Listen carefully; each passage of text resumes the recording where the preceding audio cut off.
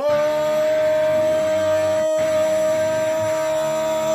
up, nerds and nerdettes and wee little nerdlings all? It's your buddy Big Johnny G for Two Gun Pixie presents Legendary Gaming. The wait is worth it. Well, you ultimately let me know. Welcome back to another Midday Monologue Monday, my friends. For those of you who are new here, we do a video every day of the week. But on Mondays, I like to just talk, rap, think about something, express myself in a way that has something to do with board games, board gaming, role-playing games, dice game, card games, something to do with a tabletop adventure. Now, at the beginning of the year, I put up the State of the Shelf 2022, and that was a work in progress, where I was taking down the old shelves, or a few of the old shelves, and putting up new, taller shelves, and rearranging everything. And the part two, which was supposed to drop about a month later, never got dropped. And that was the completion. That's because I kept waiting for one thing or another to happen, basically.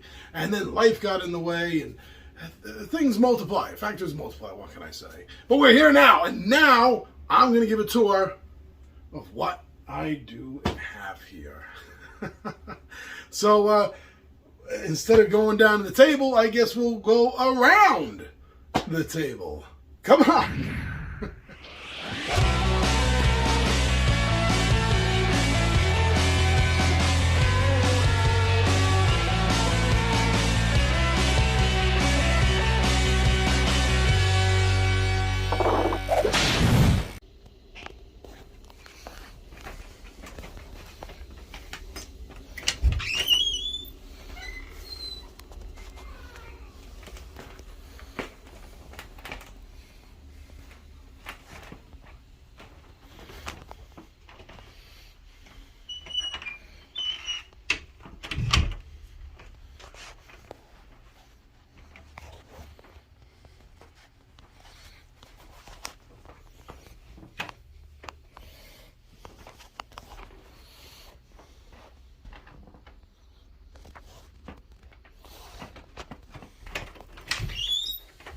So I'll move this out of the way in a moment, but this is the way I have the table set up when I'm talking to the camera, when I'm editing, is I'll have it set up like this. This is my little area, and you can see sometimes I say, well, especially when I'm talking about the D&D board games, I'll say things like, oh, and they're right in front of me, I'm looking at them right now, because I'm sitting here, the camera's there, and there we go. All right, let's start, let's go around. So we have our good buddy, Thanatos. He comes in many guises, such as the Grim Reaper, or my personal favorite, Dullahan the Coachman. But here we go, because death is always looming over the players here. So I got a little bit of a flow system going here, as Archer could tell you, but he's having a drink right now, so leave him alone. So yeah, everything flows. Everything flows around the room. When I'm shooting a lot of up-close videos, there's one of my lights, and right there by the window, I have another one of my lights. So this is my setup. So right here, the top shelf is dedicated strictly to Sentinels, and that's mainly because of the big killer box for the second edition Sentinel stuff. That's taking up its own shelf. It's a lot. But it's not the only one thing to dominate the entire shelf. So down here in the next shelf, I have high sea games. You know, not just games of the Age of Sail, but anything from the ocean, which is why we see things like Jaws right in there. When they come unseen is a submarine game. It's a Cold War submarine game. And then below that over here, you can see I have listed out my Western games. These are all the Western games I own. They do take up an entire shelf just by themselves. If you're looking for any good Western games, these are a lot of the best ones. Not all, but these are a lot of the best ones right here. And on the bottom shelf, is kind of like history. Kind of like history games, because you see things like Escape from Colditz all the way on the left, which is literally in a World War II prisoner of war escape game. The Triassic Terror, which is dinosaurs. So it covers a whole historic period. While up here, these are two more niche time periods. That's mainly because I don't feel like I have enough of any other time period to make its own shelf. You know? Okay, so coming over here, I got a bunch of comic books stacked over there. And stuffed dog represents my last dog, actually, Murphy. So over here, this entire top to bottom shelf system, the doctor's coming. Oh, there must be trouble. Actually, the battery's dying on that. It keeps going off at odd times. Or maybe the doctor's trying to tell me something. I don't know. So here on the top shelf, this here is what I call general horror games. They don't really fit into any other category. I mean, I guess technically the Whitechapel game next to V-Wars and Universal Horror, I guess I could put that under history, because that's real history stuff. And below that over here, starting with Coma Ward, hidden a little bit by the light. This is also another general shelf of horror. So if you get that. And my love of horror games. But then again, I've talked a couple of times on this channel about can a board game actually give you the sense of horror and dread? It's a question I ask. So down here, the next two shelves here you see are dedicated to Lovecraftian horrors. Yes, the elder ones, the old gods, whatever name you want to go by. That's what dominates the next two. Oh no, I'm sorry. Those are zombies. I got mixed up because the first thing my eye went to is Reanimator, right over here, which could actually be in the Cthulhu section, since it is based on an H.P. Lovecraft story about zombies. That's why I put it in the zombie section. So the zombies have an entire shelf just to themselves. Zombies and Cthulhu, these two shelves here, are probably two of the most used go-to genres, themes, in board gaming, I think. Yeah. Alright, so moving over to the next shelf. This has dominated the entire thing from top all the way going down to the bottom. Is all sci-fi stuff. And the top shelf is what I call general sci-fi. Because really none of it seems to totally fit into its own category enough to make a shelf. Now the next two shelves, I'll go one at a time, but there you go, take a look. So the next two shelves are what I call franchise. Or I guess maybe you could call IP science fiction franchise. Things like X-Files, Star Trek, Star Wars, Battlestar Galactica, Planet of the Apes, Ghostbusters, as you can see. And that's what the next shelf is also. Some Star Trek, Firefly, Alien, Big Trouble in Little China. Great movie, great game, really fun. So then the bottom, that's the bottom. And the next shelf here is what I generally call deep space sci-fi, because it's all about deep space. Is practically no, planet-side adventures here, really. It's all just being in deep space and encountering deep space kind of stuff. And then the final one down here, as you can see, is dedicated to post-apocalyptic worlds. Yeah, or actually, apocalyptic. Well, it's happening right there in the place, like World's End. Boom, it's happening right now. It's not post, it's not pre, it's now apocalypse. It's apocalypse wow. The space in between here is where I'm storing my mats, or at least my tall mats and my general mats for Marvel Champions. All Champions. And there's Mjolnir and the Infinity Gauntlet. Right in between. Which is then bringing us to bringing us here, as you can see, to the fantasy shelf. Smiles, everybody, smiles.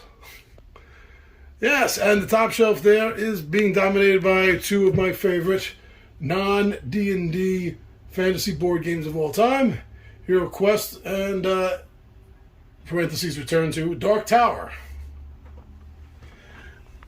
And I get the glare away.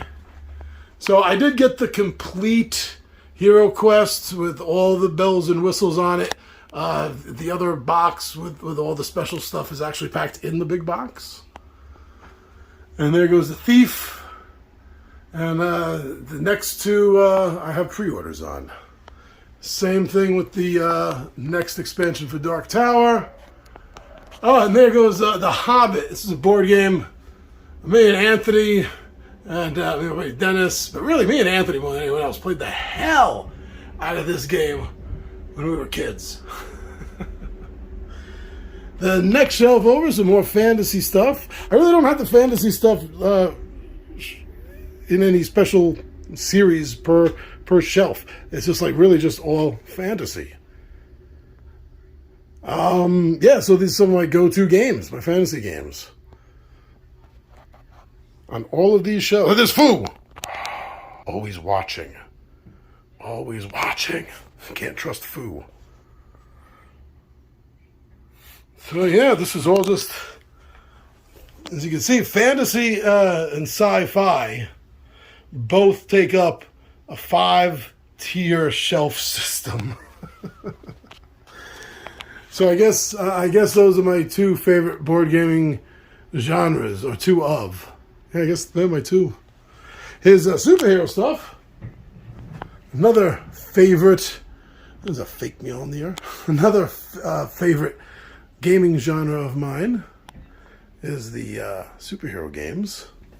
You know, about 5-6 years ago, you couldn't find half of this shelf's worth of games in superhero board games. Yeah, it was kind of a desert out there. So, much like the Hero Quest and the Dark Tower, the Marvel Champions, I'm a completionist on, making sure I get the entire of the Marvel Universe.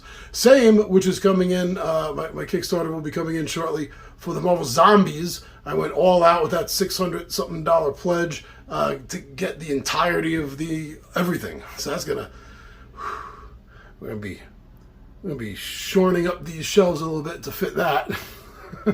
So yeah, the first two shelves here, as you can see, are all dedicated to Marvel games. And it's going to be tight after Zombies gets here. It will be. We'll be facing in Champions, and I'll be facing in Villainous. So over here, this one shelf is dedicated to the games I have for the DC Universe. The Justice League, Batman, Superman. And that, as you can see, is dominated by Batman the Animated Series. This is another game I went all out on to get the entirety of its universe, which is awesome. And the last two shelves are dedicated to, with the exception of the Phantom there, are dedicated really to, including the Phantom, is dedicated to non-aligned. When I say non-aligned, I mean non-Marvel, non-DC. I know DC owned the rights to the Phantom for a short time, but they're not the overall owners of it. And that's what these shelves here are dedicated to. Now, I got a couple of short shelves here. A couple of short shelves that are doubling up. I got some more comic books there on the side, you see. And my Tidy Boss battle maps. You'll be seeing an unboxing of that. But these games here are paranormal games, ufology games, cryptozoology games. And there is a small niche, as you can see, of these games out on the market. Escape from Dulce's absolutely amazing. More people need to play that game. I think a lot of people know about Horrified, and they rightfully so, they should. Okay, so this corner over here, I have my other short set of shelves. As you can see, it's all blocked off by what I've been using for a desk area. And I'll show you this in a moment. But that's okay, because the only thing that this is holding is all my other mats for Marvel Champions, the card game. And up here are basically other tabletops, other cloth tabletops with different designs on them for sci-fi and fantasy, cobblestone, things like that. Now this, I just built that bridge too. I'm so happy.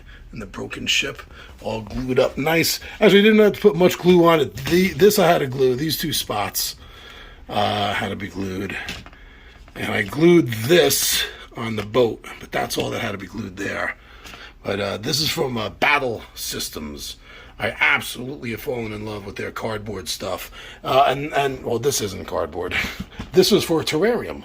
But it's this is the medium. There was small, medium, and large. I took a guess. I went for the medium, and it's really sized great for 32 millimeter stuff. It's like, hey guys, there's a cave over here. Look at the cave.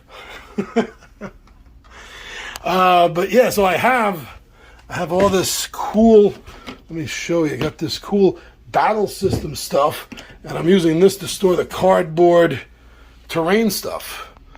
Wooden fences, some houses I've built, some deadly spikes. It looks like a hot mess in here, but it's not. I know where everything is. The cardboard works fine. I'm actually loving it so much. Now, hold on and let me move this table back, since I'm not actually working right now. We can take a look at the other shelves. Okay.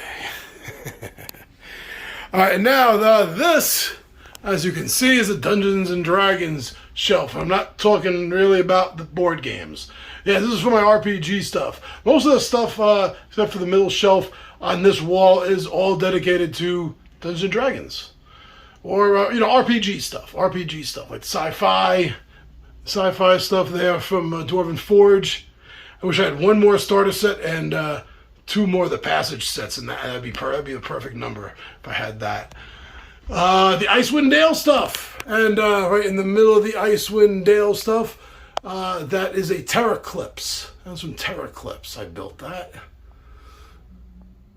Now the next shelf, we get to see. Oh yeah, so the way I got it stored away, there is the Gale Force 9 DM screen that looks like battlements.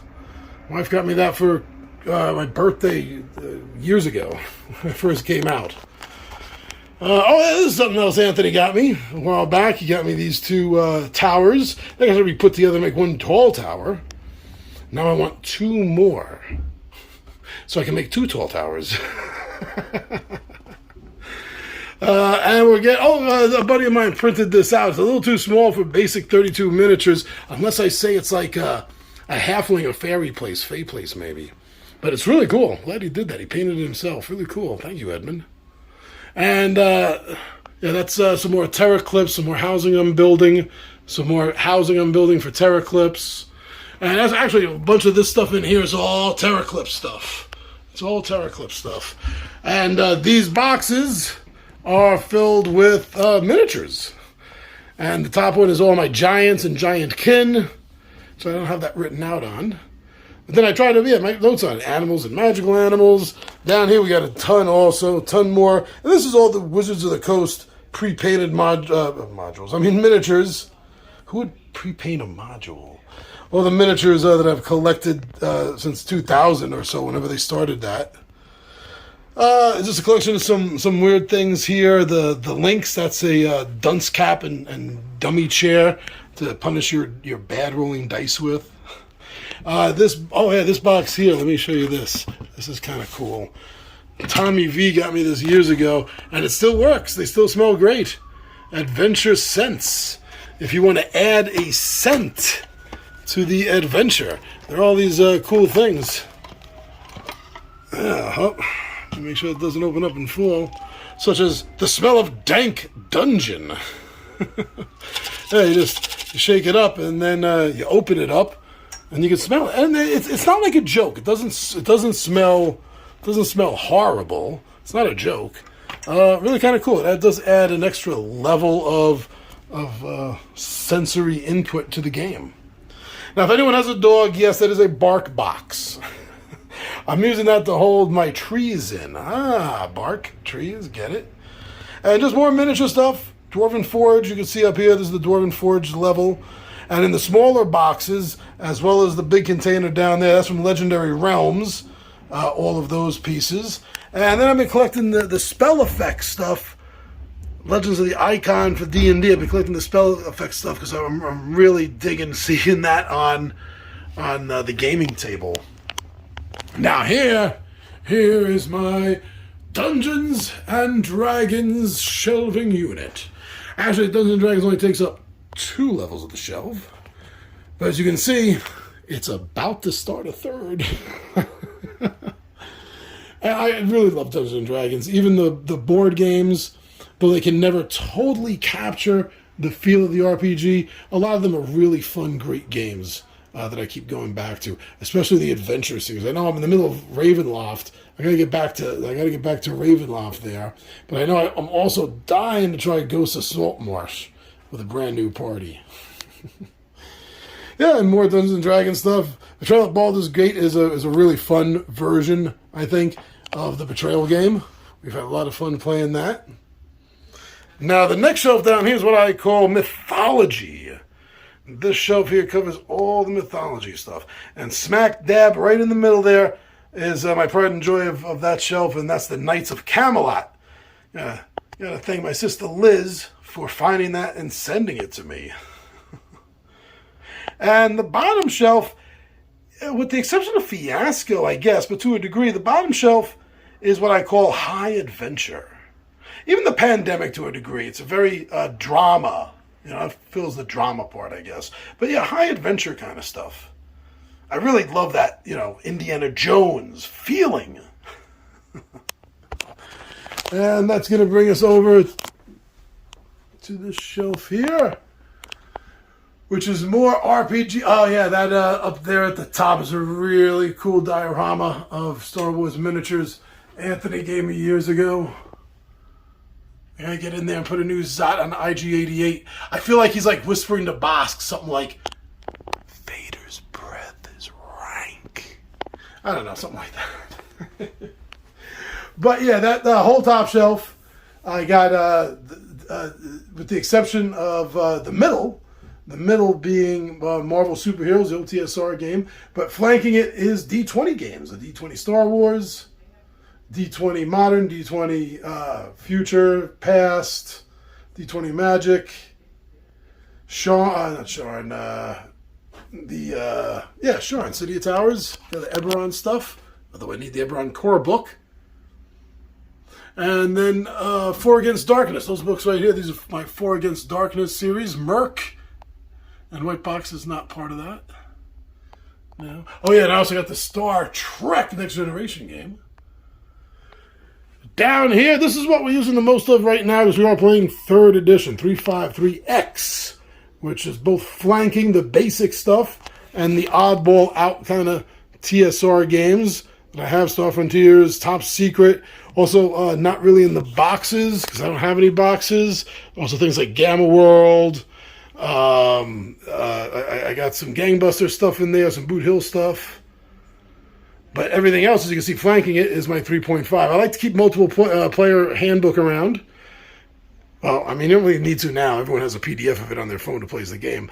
But, back in 2000 when this stuff came out, I like to have multiple copies so everyone could have a chance at looking at the rule book around the table.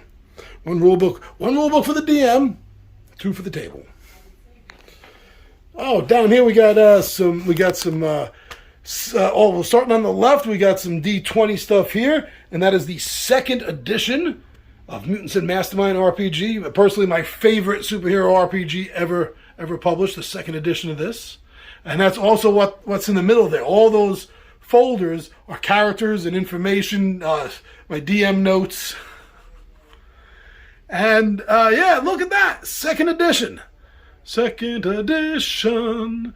We got 1st edition up here. Yeah, 1st edition up here. Look at all that cool 1st edition stuff with some 2nd edition. And then down here we got more 2nd edition. Yeah, I know I got 2 boxes of Planescape because one was given to me. I think between the two of them, I think I have a full box.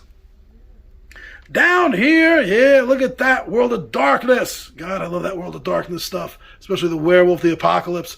I'd love to do another werewolf / changing breed adventure. I already got some ideas in my head.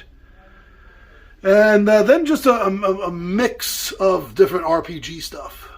Down there, right there. And then the final, all the way over here in the corner.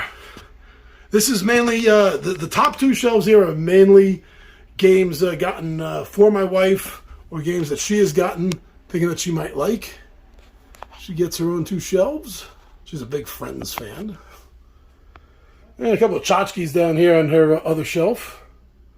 That microphone doesn't work anymore with anything I own, but I think it makes a nice gun, you know, for a prop. Now, down here, I have more high adventure stuff. This is particularly my Indiana Jones stuff. I really thought Fortune and Glory was going to fit, and it just barely didn't. Bastards. But yeah, if you want to have a real Indiana Jones feeling, Fortune and Glory is a great start. Lost Expedition, Secrets of the Tomb. Fireball Island's a fun recast, remake from an 80s game.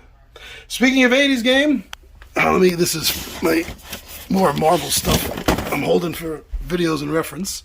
So in here we have what I call my Gen X stuff.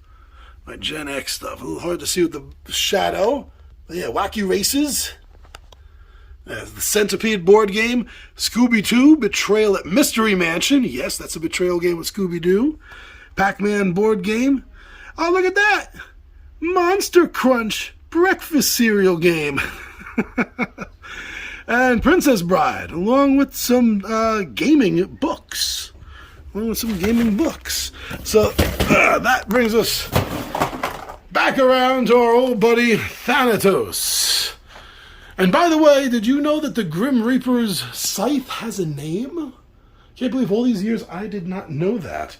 His scythe is called Orcus, and it's cursed.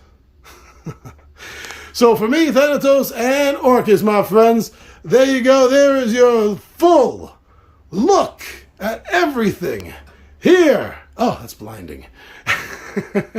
At the game room. I'm your buddy Big John at G for Two Gun Pixie presents Legendary Gaming, and I am out of here.